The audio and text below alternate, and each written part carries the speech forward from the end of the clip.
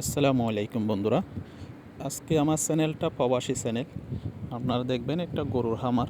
আমাদের দেশে যেভাবে গরু যেভাবে গরু লালন পালন করা হয়, আমাদের দেশে আমেরিকার ভিন্ন রকম। দেখেন বাইরের দেশে কি সুন্দর করে গরু পালতেছে। দেখুন হলস্টিন ফ্রিজিয়ান গরু।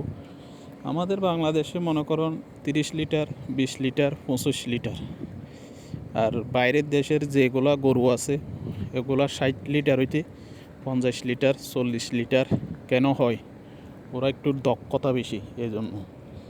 দেখেন কি সিস্টেম করে দুধগুলা বাইর করতেছে। দেখেন